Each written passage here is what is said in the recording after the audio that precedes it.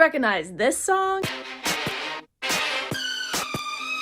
Of course I do, it's a freaking classic. But did you know that that iconic instrumental is actually a sample from a Bollywood movie? Britney's producers used 2 different sections of the soundtrack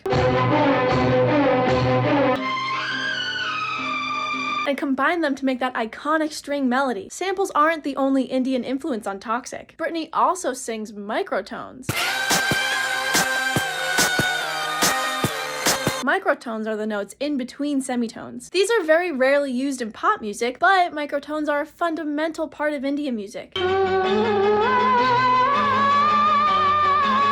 Britney's Bollywood influence is just one of the many things that makes Toxic so memorable. Did you know that Lady Gaga had a hate page? Before she was even famous? When she was a student at NYU, Lady Gaga's classmates made a Facebook group called Stephanie Germanata, You Will Never Be Famous. It had a whopping 12 members. Fast forward to now, and this group is pretty ironic. Lady Gaga is now one of the biggest names in entertainment, as well as being the first woman in history to win an Oscar, Grammy, BAFTA, and Golden Globe in the same year. I wonder how those 12 people feel now. Did you know that Frank Sinatra once sued a hot dog stand? Once upon a time, Frank Sinatra's estate sued a hot dog stand called Frank's Anatra for obvious reasons. But the owner of the stand said it was a huge misunderstanding. According to him, Frank's is short for Frankfurters, aka hot dogs, and Anatra means duck in Italian. Duh. But this left the trademark office with one big question. Why the heck would a hot dog stand be concerned with freaking ducks? Well, the owner had another explanation. Apparently the word Anatra also refers to the People's Republic of Anatra, which he says was an independent nation that is all about the hot dogs. He even had a badge of the country on the door of his truck, but the trademark office still wasn't convinced. They said that the owner's explanation for naming his stand Frank Sinatra was too obscure and that consumers probably wouldn't get the reference. So Frank Sinatra's estate ended up winning, and Frank Sinatra had to come up with a new name. Anderson .Paak's rise to fame is proof that you should never give up. Diamonds on the neck, diamonds on the wrist. By 25, Anderson was married with a child. He was working on a California weed farm and making music on the side until he lost his job and became homeless in 2011. 1 year later, in 2012, Anderson started releasing music under the name Breezy Lovejoy. Damn if I spent all this loot on you. But in an interview, he described his early career as, I spent 6-7 years making music and nobody cared. So eventually he decided to change his name to Anderson .Paak with the release of Venice. And his first big break came in 2015 when he was featured on Dr. Dre's album Compton.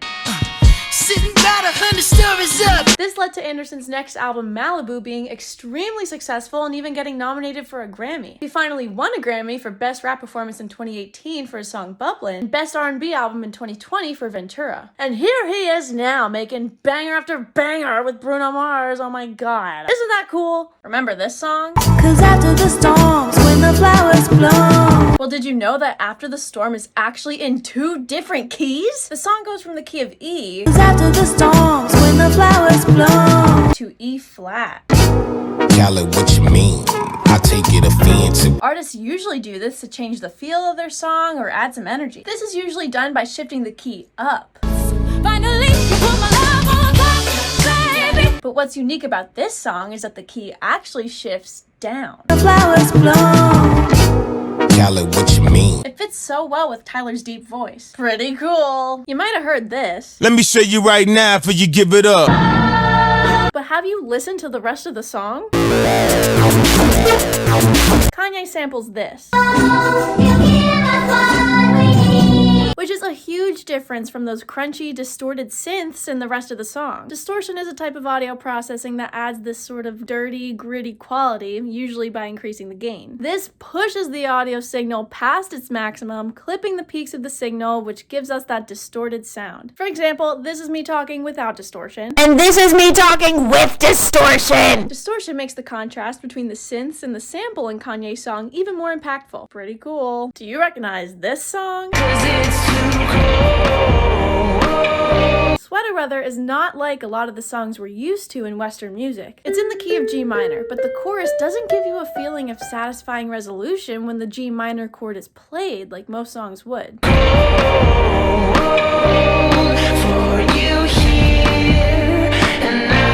Instead, G minor is bookended by these other tense chords, which doesn't allow the progression to resolve as much as we'd like it to. Or does it? What if the song is actually in B flat major? What if the chord progression is actually a 4-2-6-1? This tonal ambiguity adds to the sort of mysterious feel of the song. Pretty cool. Why is Levitating by Dua Lipa so good? You want me, I want you, baby. One reason is that the bass line uses a technique called octave jumping. This is when you play a note on the bass and then quickly follow it with the same note but at a higher pitch. If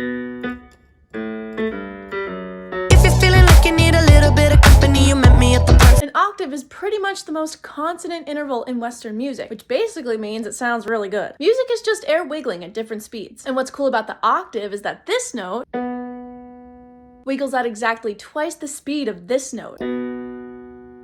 This makes the ratio between these notes 2-to-1, and the simpler the ratio is between two notes in music, the more satisfying the harmony will sound. The bassline's octave jumping technique adds a more complex rhythm and satisfying melody to the song. Pretty cool. Why is Nobody by Mitski so good? Nobody. Mitski uses a technique called syncopation. Syncopation is when the music accents the weak beats to make a more interesting rhythmic pattern. It's used a lot in jazz, funk, and a variety of other genres. There are 4 beats in a measure, and within those there are strong and weak beats. 1 and 2 and 3 and 4. The numbered beats are the strong beats and the ands are the weak. In the chorus of Nobody, Mitski's vocals accent the weak beats. This stresses the beats that are normally not stressed and creates a much more exciting rhythmic pattern. What's your favorite Mitski song? So Drake leaked an unreleased Kanye song on his radio show. Yeah, the unreleased Kanye song is better than anything off of Drake's album, yeah. But have you ever wondered how Drake even got his hands on this song in the first place? Well, we don't know for sure, but let's talk about ways a few other songs have been leaked in the past. Usually fans will buy unreleased songs from hackers. This actually happened to one of Drake's songs, TSU, over a year before Certified Lover Boy came out. One of the ways hackers do this is by breaking into artists' social media and email accounts and messaging other artists asking them to send unreleased songs. This can also happen if artists send their demos to too many people. In an interview with Vice, a 17-year-old hacker who's leaked tons of Playboi Carti songs says that artists typically send out their music to their friends and their friends will share that music with people they're not supposed to. Definitely do not do this. Leaking an artist's music is never good for the artist because it can sabotage planned release campaigns and make the artist lose money by missing out on initial streaming revenue. If you're an artist, be careful of who you send your music to and make sure to enable 2-factor authentication on all your accounts. Who is Miss Jackson? I'm sorry, Miss Jackson. Miss Jackson is actually Erykah Badu's mother. That isn't actually her name though. Outkast chose it because they thought it was one of the most common names that people could relate to. Andre 3000 and Erykah had just ended their relationship a year before the song came out. Andre said in an interview, Miss Jackson came from just wondering, after a relationship kind of goes to the left, about a parent of a girl who has a child, how does she feel about the situation? That's what birthed the song. Did you know that Willow was in an episode of Adventure Time? She voiced the character Beth in the series finale. Beatboxing is for babies. She also sang the theme song for this episode. Adventure time. Come on, grab your friends. Willow's a huge fan of Adventure Time. She even has a song about one of the characters from the show, Marceline. That's pretty cool.